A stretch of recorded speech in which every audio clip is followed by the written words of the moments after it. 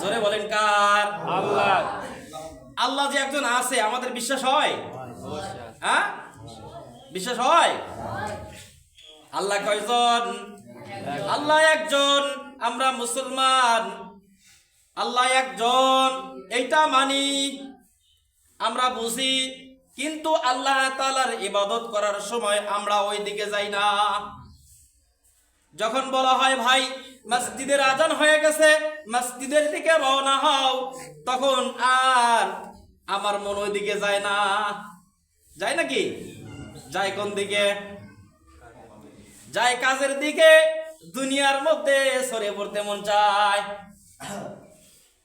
আল্লাহ রাব্বুল আলামিন এই জন্য বলে, ইয়া আইয়ুহাল্লাযীনা আমানু ইযা নুদিয়া লিস-সালাতি মিন ইয়াউমিল জুমআতি ফাসআউ ইলা যিকরিল্লাহি ওয়া যারুল বাই'। আল্লাহু আকবার। আল্লাহ তাআলা বলে, যখন আজান হবে সমস্ত কাজ বাদ দিয়ে নামাজের জন্য তুমি দৌড়াও। আর যদি নামাজের জন্য দৌড়াও, আমি আল্লাহ রাব্বুল আলামিন তোমার পিছনে দৌড়াবো। আর নামাজ পড়া হয়ে গেলে তুমি জমিনের মধ্যে ছড়ায়া পড়ো সুবহানাল্লাহ। এই যে আমাদের ধান আমরা যে আবাদ করেছি, ফসল করেছি, এই ফসলগুলো আমরা কি করছি? আমরা শুধু একটু লাগায় থুই আসছি, অথবা একটু সার, একটু পানি দিয়েছি। এই যে সারা রাত, সারা দিন ভর এগুলো পাহারা দিলেন কে? আল্লাহ। জোরে বলেন কে? আল্লাহ। এই যে আপনি ছোট গাছগুলো গেড়ে রেখে আসছেন, ওই গাছ থেকে আল্লাহ রাব্বুল আলামিন ধান দিয়েছেন, ফসল দিয়েছেন।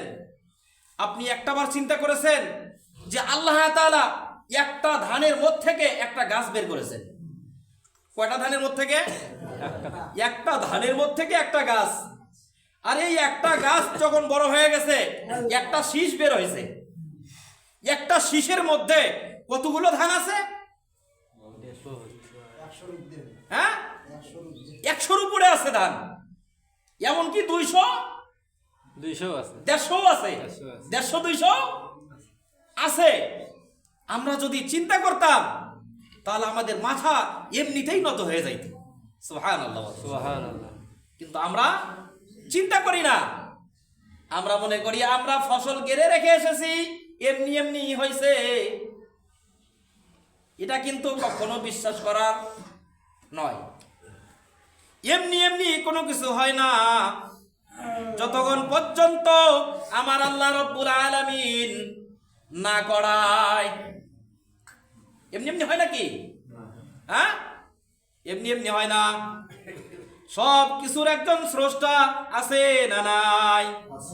সেই স্রষ্টার নাম কি? আল্লাহ। জোরে বলেন আল্লাহ। আরো জোরে আল্লাহ। আল্লাহ, আল্লাহ, আল্লাহ। আমাদের রবকে? আল্লাহ আমার রব, সেই রবই আমার সব। ঠিক না বে ঠিক?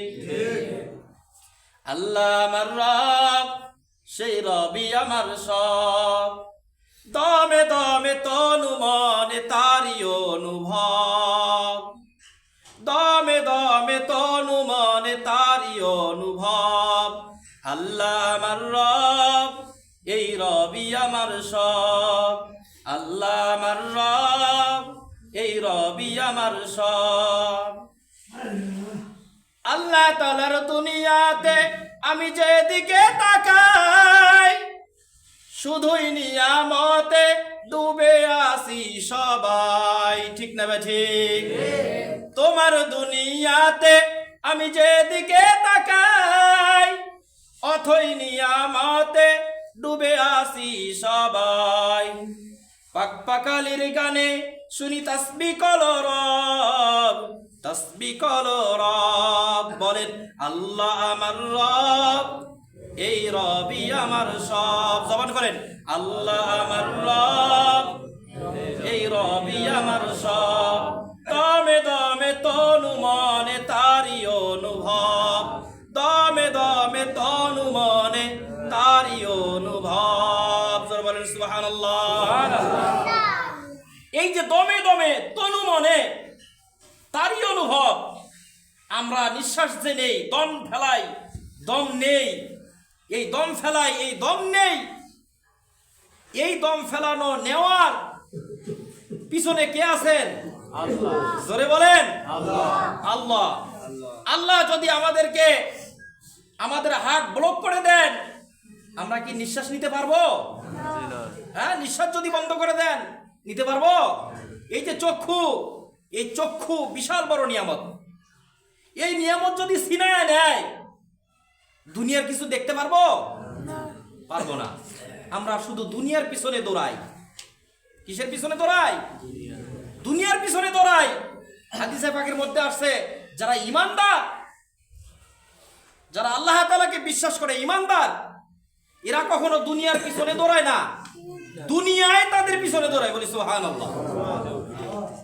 এই জন্য কবি ডাক দিয়ে বলেছেন, আমার উস্তাদ উনি ডাক দিয়ে বলেছেন যে কাজের পিছনে না দৌড়াইয়া, টাকার পিছনে না দৌড়াইয়া, কাজের পিছনে যে দৌড়ায়, কাজে খুশি হয়ে টাকা তার পায়ে গড়াগড়ি খায়। সুবহানাল্লাহ।